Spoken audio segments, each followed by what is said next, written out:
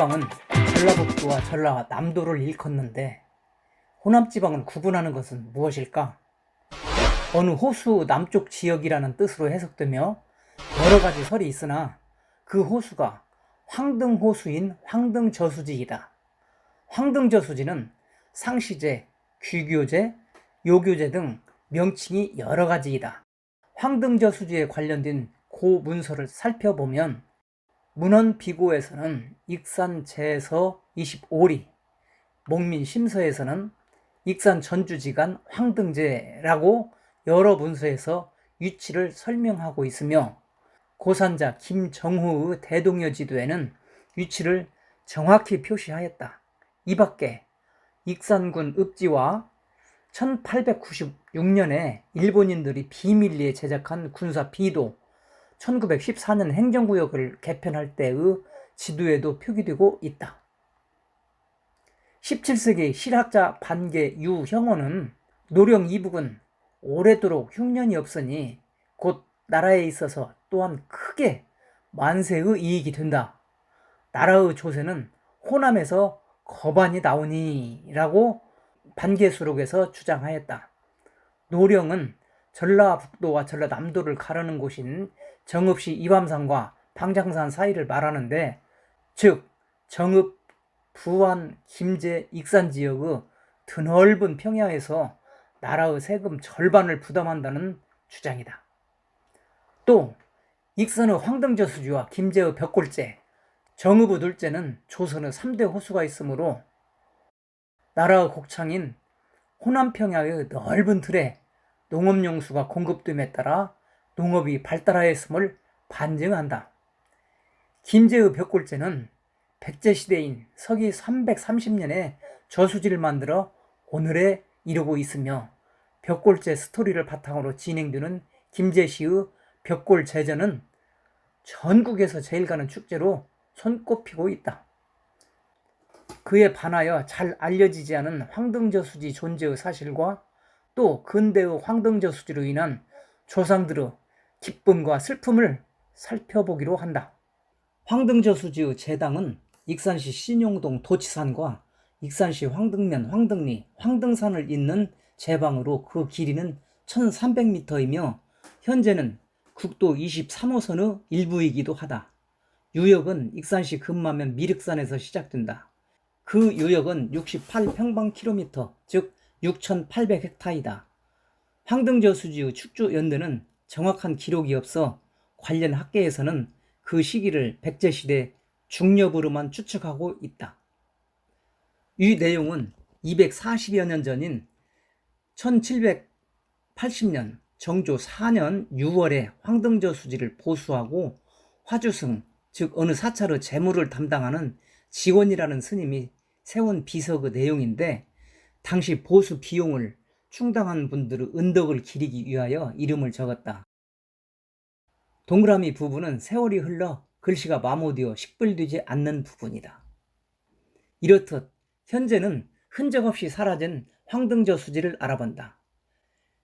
20세기 초 1909년 일본인 후지간타로는 농업용수를 공급하는 이믹수리조업을 설립한다.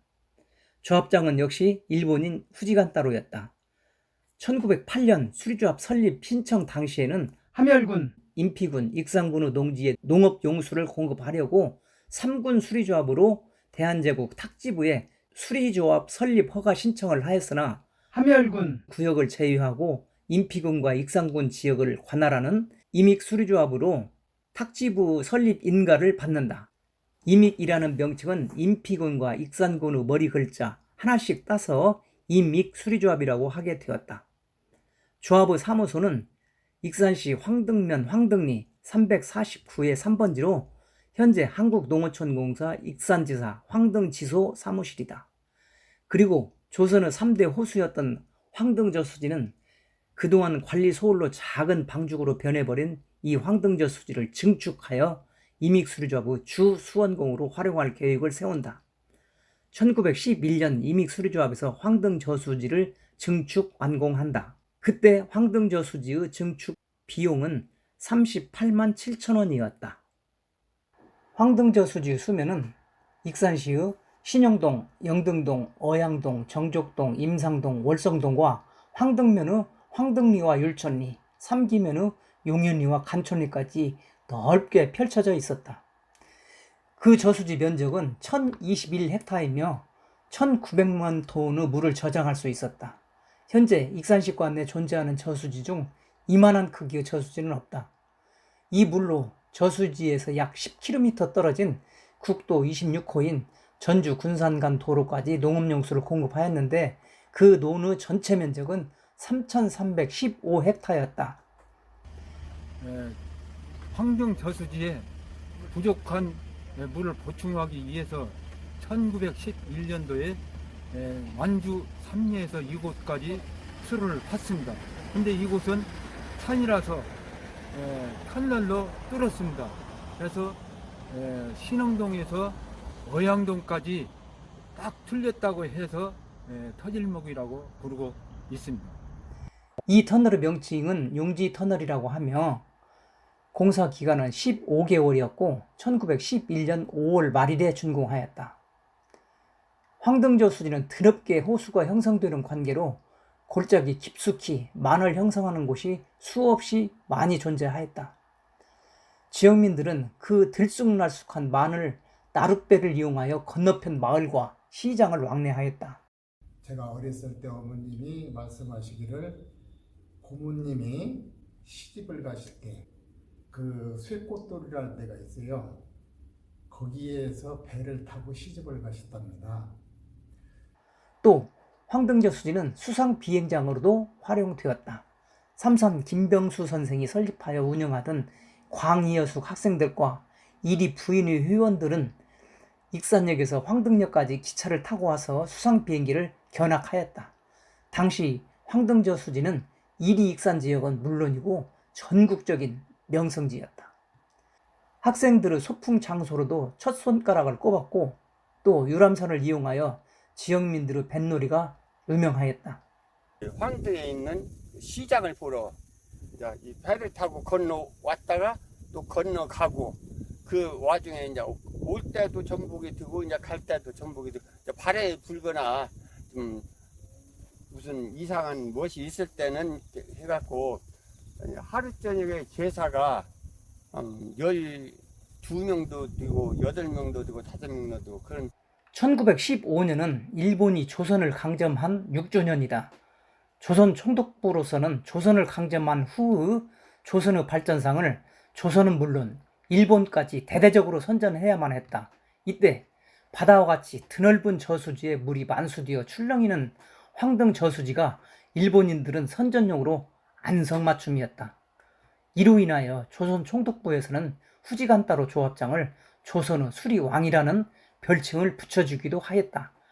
이 엽서는 황등저수지의 사진을 넣어 조선과 일본으로 전파시킨 선전용 우편엽서이다. 또 유일한 황등저수지 최초의 칼라 사진이다. 이 엽서는 이믹수리조합장 후지간따로가 간단한 내용을 적어 경성에 사는 부인에게 실제로 보낸 엽서이다. 이렇게 황등저수지는 농업용수에 큰 역할을 하며 1910년 황등저수지 증축 당시 총과 칼로 무장한 일본인들의 호위하에 저수지로 편입된 토지 주인들은 농지를 제값을 받지 못하고 강제적으로 헐값에 빼앗기고 말았다. 그 농민들은 농토를 빼앗기고 소작인으로 전락하게 되었다.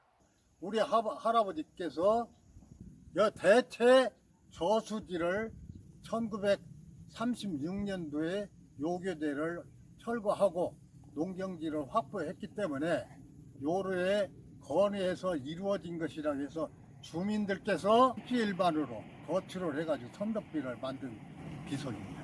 이믹수리조합에서는 1930년에 황등저수지를 폐지하고 완주군 화산면에 경천저수지를 신축할 것을 결정한다.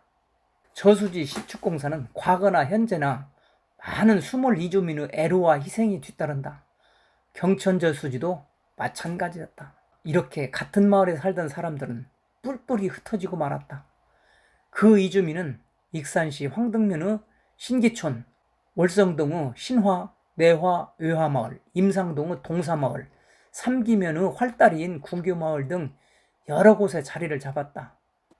이주민은 논을 분양받아 농사짓는 지주 꿈을 안고 고향을 버리고 백리길을 걸어왔으나 농지를 소유하는 지주 꿈은 산산이 부서지고 소작인으로 전락되었다. 일본인들이 소작지라고 논을 조금씩 줬는가 보더라고요. 이제 명분을 만들어가지고 다 뺏어갔다고 하더라고요. 이주민들은 나란히 줄을 지어 집을 짓고 살았다. 이주 2세인 국오봉씨는 이것을 줄집이라고 한다. 경천저수지의 총 사업비는 120만 5천 원이었고 저수량은 2,200만 톤이다. 이렇게 황등저수지를 대신하는 경천저수지가 완공됨에 따라 1937년에 1021헥타의 드넓은 황등저수지는 862헥타의 논으로 만들어지고 나머지 159헥타는 수로와 도로를 만들었다. 이때 대부분의 토지를 일반 농민에게 매각하고 이리농림학교 실습답으로 7필지가 분양되고 원종장이라고 부르던 전라북도 농업기술원 종자사업소용으로 분양되었다. 결국 황등저수지는 1911년 증축 후 26년간 기묘하게 사용하고 저수지 기능을 마치고 논으로 활용되면서 오늘에 이르게 되었다. 황등저수지도 김제 벽골제와 같이 고대부터 돌기둥을 세워 수문을 만들어 사용하였다. 현재는 그 돌기둥은 전하지 않고 있으나 원광대학교 뒤쪽, 즉 황등저수지 남쪽 입구 교량을 석수문 교량이라고 하며 시내버스 승강장 이름이 독수문 승강장이 있어서 이곳이 돌로 만든 수문 자리임을 알려주고 있다. 침수 피해를 줄이기 위하여 전라북도청에서 1965년에 배수로 확장 사업을 시행하고 1991년도에는 전북 농지개량조합에서 배수견 사업을 시행하였으나 사회적 여건이 변화되어 홍수 도달 시간이 빨라짐에 따라 여전히 농작물의 침수 피해가 반복되고 있다. 한국농어조공사 익산지사에서 황등지구 배수 개선 사업을 2019년에 착수하여 2025년 완공하는 데 사업비는 350억 정도 들어가는 사업이 되겠습니다. 익산시청에서는 2020년 황등저수지 제방의 축조 과정을 알아보기 위하여 전문기관에 의뢰하여 발굴 조사하였다. 그 발굴한 내용을 미르라는 개간지를 통하여 일반에게 공개하였는데 그 내용을 살펴본다.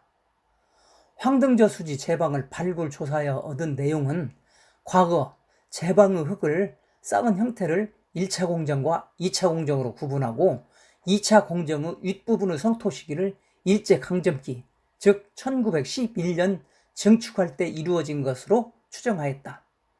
제방 상단부에서 시료를 채취한 후 공정성을 높이기 위하여 일본 등 3개 기관에 의뢰하여 방사성 탄소연대 측정법으로 측정한 결과 황등저수지를 최초로 축조한 시기는 기원전 300년이라는 놀라운 사실이 밝혀졌다.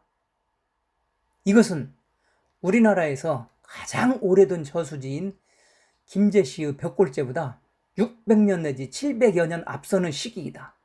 이 시기는 백제보다 앞선 마한이 성립되는 시기라고 미리에서 밝히고 있다. 이렇듯 다양한 의미를 가지고 있는 훌륭한 황등저수지를 우리는 땅속에 묻어둔 채 오늘에 이르고 있다. 익산 시민은 앞으로 적극적인 관심과 협조로 다음과 같은 과제를 풀어야 한다. 황등저수지가 우리나라에서 가장 오래된 저수지라는 정체성이 확립되도록 여러 분야의 노력이 필요하고 다양한 콘텐츠를 개발하여 조상들이 남겨준 훌륭한 문화유산을 보호하고 전승해야 한다.